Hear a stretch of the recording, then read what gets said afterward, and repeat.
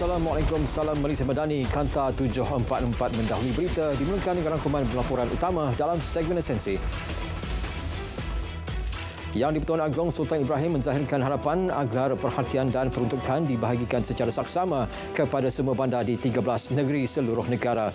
Titah baginda sekiranya semua negeri dapat dibangunkan bersama, penghijrahan penduduk ke ibu negara dapat dikurangkan, kesesakan akan lebih terkawal. Pembangunan ekonomi di Kuala Lumpur dan Putrajaya telah membuka banyak peluang pekerjaan menyebabkan penghijrahan penduduk dari negeri-negeri lain ke kawasan wilayah persekutuan. Isu penjualan stoking tertera kalimah Allah. Sultan Ibrahim murka dengan isu itu dan mahu tindakan sekeras-kerasnya diambil terhadap pihak yang didapati bersalah. Ini sama ada perbuatan tersebut dilakukan secara sengaja atau tidak, serta dikeluarkan oleh kilang tempatan atau diimport. Tegas baginda kesilapan berkaitan isu agama dan kaum tidak boleh diterima dan dibenarkan berlaku sama sekali. Ia memandangkan masyarakat di Malaysia sudah hidup dalam sebuah negara majmuk setelah sekian lama.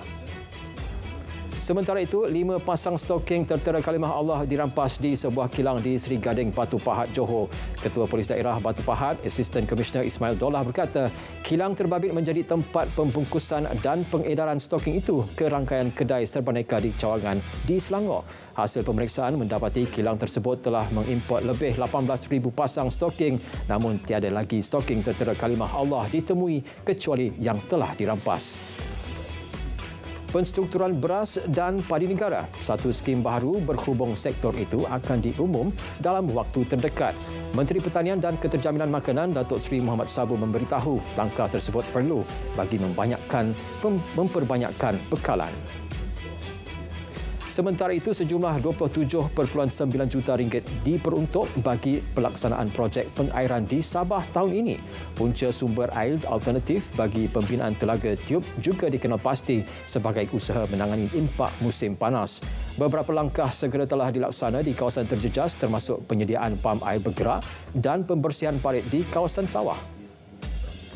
Harga jualan runcit beras putih import turun antara RM2 hingga RM3 di pasaran berkuat kuasa esok. Perkara tersebut dipersetujui dalam mesyuarat Majlis Tindakan Sara Hidup Negara NAKUL.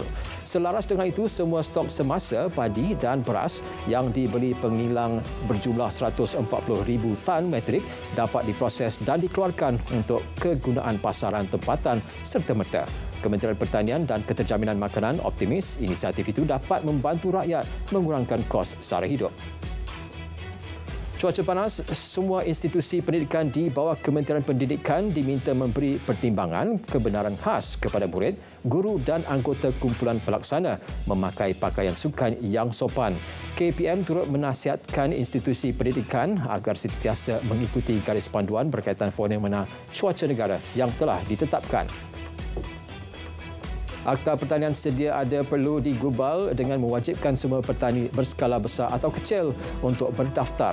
Exco Kemajuan Desa, Pertanian dan Keterjaminan Makanan Melaka, Dr. Muhammad Akmal Saleh berkata, ia bagi membendung lambakan petani warga asing. Tempoh menunggu untuk menunaikan haji dijangka lebih singkat pada masa akan datang. Timbalan Menteri di Jawatan Perdana Menteri Hal Ehwal Agama Dr. Zulkifli Hasan menyatakan ia sejajar usaha Kerajaan Arab Saudi meningkatkan jumlah jemaah kepada 5 juta orang menjelang 2030 berbanding 2 juta pada waktu ini. Kota rasmi negara pada musim haji tahun ini adalah 31,600 orang jemaah. Yang di-Pertuan Agong Sultan Ibrahim berkenan mengurniakan darjah kebesaran bintang dan peringkat wilayah persekutuan kepada 33 individu sempena sambutan Hari Wilayah Persekutuan 2024. Mendahului senarai penerima ialah Datuk Bandar Kuala Lumpur, Datuk Kamrul Zaman Mat Saleh yang dianugerahkan darjah kebesaran Seri Mahkota Wilayah yang membawa gelaran Datuk Seri.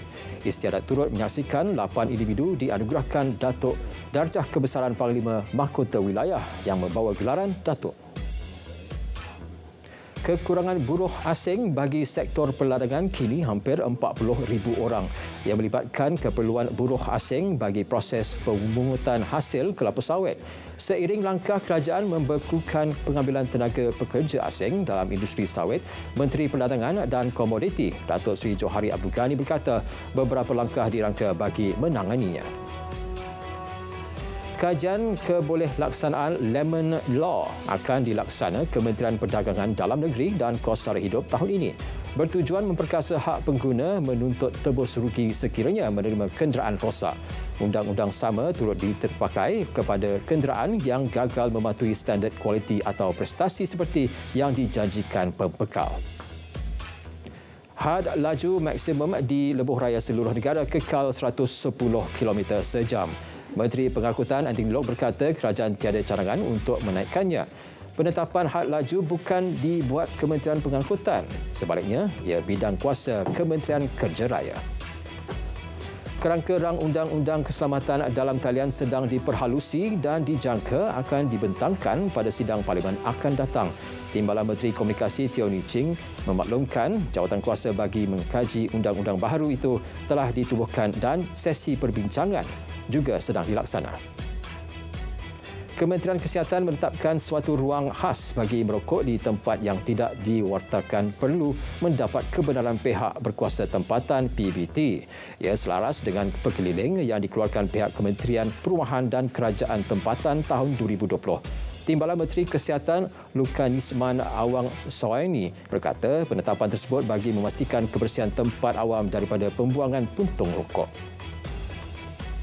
8,803 kompaun bernilai lebih RM2 juta dikeluarkan KKM bulan lepas atas kesalahan merokok dan tindakan pencegahan serta kawalan demam denggi. Ketua Pengarah Kesihatan Datuk Dr. Muhammad Razi Abu Hassan berkata melalui tindakan penguatkuasaan Akta Pemusnahan Serangga Pembawa Penyakit 1975, 110 kes didaftar untuk tindakan mahkamah dan 86 kes disabitkan kesalahan di mahkamah. Keputusan peperiksaan Sijil Tinggi Agama Malaysia 2023 akan dikeluarkan pada 26 Mac ini bermula pukul 10 pagi. Bagi calon persendirian, keputusan akan dihantar melalui pos atau calon boleh menghubungi Jabatan Pendidikan Negeri. 4,058 calon telah mendaftar menduduki peperiksaan itu di 131 pusat peperiksaan seluruh negara. 400 keluarga kurang berkemampuan di Baling Kedah menerima sumbangan sempena Ramadan. Sumbangan itu bersempena program Ramadan Relief Serantau yang dianjurkan Maybank Islamic Berhad dengan kerjasama Islamic Aid Malaysia IAM. Presiden IAM, Zawahir Abdullah berkata, program diadakan di dua lokasi iaitu Masjid Jami' Al-Ittifaqiyah, Kampung Carok Putih dan Masjid Kampung Tandop, Bonggor. Seorang penjawat awam dihadapkan ke Mahkamah Session Kuala Terengganu atas 6 pertuduhan menerima rasuah bernilai RM90,000. Tertuduh merupakan seorang pembantu tadbir kanan di sebuah jabatan kerajaan negeri mengaku tidak bersalah. Dia didakwa menerima suapan berupa bayaran ansuran sewa beli sebuah kereta dengan pembiayaan sepenuhnya oleh sebuah syarikat pembekal. Di Kedah, seorang penjawat awam direman kerana disyaki meminta rasuah secara bulanan daripada seorang pengurus syarikat berjumlah RM67,000 sebagai balasan untuk memperakukan kerja penyelenggaraan sebuah kolam renang di Alor. Susulan tangkapan tersebut, Magistret Tuan Ahmad Hamdi Mustafa telah mengeluarkan reman selama 5 hari setelah permohonan reman dibuat SPRM di Mahkamah Magistret Kangah Perlis. Sindiket pengedaran dadah tumpas dengan penahanan 9 individu terdiri daripada 7 lelaki dan 2 wanita. Turut dirampas dadah bernilai lebih RM855,000 dan kenderaan bernilai lebih RM108,000 termasuk barang kemas serta wang tunai. Timbalan Ketua Polis Pulau Pinang, Datuk Muhammad Yusof Jan Muhammad berkata, tangkapan dan rampasan itu dibuat membabitkan beberapa serbuan berasingan di sekitar daerah Timur Laut antara 14 hingga 17 Mac lalu. Jabatan Kastam Pulau Pinang merampas 9 juta batang rokok putih yang diseludup dalam sebuah kontena di Pelabuhan Utara Pelabuhan Klang. Kesemua rampasan termasuk cukai dianggarkan bernilai RM7.9 juta. Pengarah Jabatan Kastam Pulau Pinang, Rosalind Ramli berkata siasatan awam mendapati kontena tersebut diimport oleh sebuah syarikat berstatus sendirian berhad di Selangor. Penganjuran program Pelita Raya Terengganu 2024 sempena Ramadan dijangka menarik kehadiran lebih 40,000 pengunjung. Program 5 hari bermula 17 Mac lalu diadakan dengan kerjasama rakan strategik Taman Tamadun Islam TTI. Program yang diadakan di Tasik Pahlawan, Pulau Wan Ma itu bertemakan tradisi diwarisi. Comelnya pelita itu, program mengetengahkan konsep pelita raya pesisir air. Rakyat digalak mengamalkan sikap Malaysia First dalam usaha membantu mengukuhkan ringgit. Menteri Kewangan II, Datuk Seri Amir Hamzah Azizah menyatakan pelbagai langkah sudah dan sedang diambil kerajaan dan Bank Negara Malaysia bagi menangani kejatuhan nilai mata wang itu. Antaranya memantau pasaran kewangan dan mengambil langkah campur tangan dalam pasaran pertukaran asing bagi membendung pergerakan mata wang berlebihan. 250 juta ringgit yang diperuntukkan KWSP untuk menggalakkan pertumbuhan syarikat peringkat pertengahan membolehkan syarikat yang berpotensi tinggi berkembang maju. Penganalisa korporat dan perniagaan Muhammad Faisal Abdul Malik berpendapat langkah tersebut menunjukkan keyakinan terhadap potensi syarikat pertengahan. Syarikat tersebut memerlukan pelbagai sokongan termasuk dana, akses pasaran dan kerjasama daripada pemodelan berwibala. Perbadanan Pembangunan Perdagangan Luar Malaysia (Martrade) mengembangkan Pejabat Pesuruh Jaya Perdagangan di Paris. Langkah itu bertujuan meningkatkan hubungan dengan antara Malaysia dan Perancis, Sepanyol, Portugal serta Monaco yang berada bawah bidang kuasa Martrade Paris. Menteri Pelaburan, Perdagangan dan Industri Tengku Datuk Seri Zafrul Tengku Abdul Aziz berkata usaha itu menandakan keseriusan Malaysia meningkatkan perdagangan antarabangsa.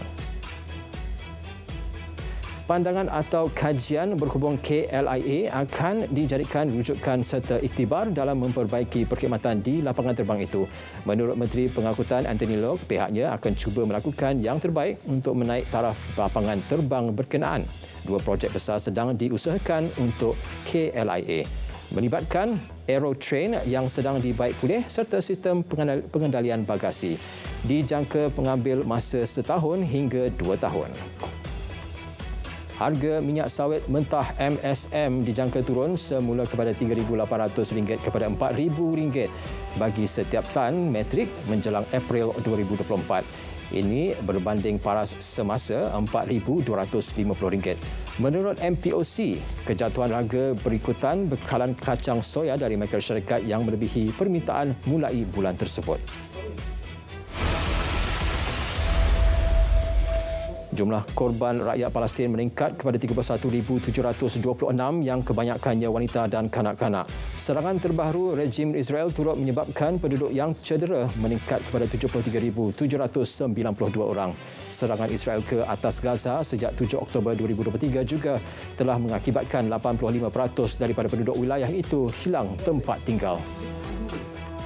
Program Makanan Sedunia WFP memberi amaran 1.1 juta atau separuh daripada penduduk Gaza berdepan dengan bencana kebuluran.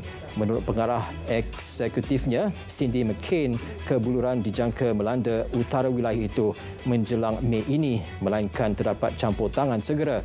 Beliau menyifatkan krisis kebuluran dan kekurangan zat makanan yang berlaku akibat perang di Gaza sebagai menakutkan. Dalam pada itu, Pesuruh Jaya Agong Agensi Bantuan dan Kerja PBB bagi Pelarian Palestin UNWRA, Filipe Lazzarini, dihalang daripada memasuki Gaza. Permohonan beliau untuk memasuki wilayah terkepung itu melalui lintasan Rafah ditolak pihak berkuasa Israel. Sekian Kanta 744 dari Sungai ke Segara Palestin, pasti mereka. Assalamualaikum, salam Malaysia Madani.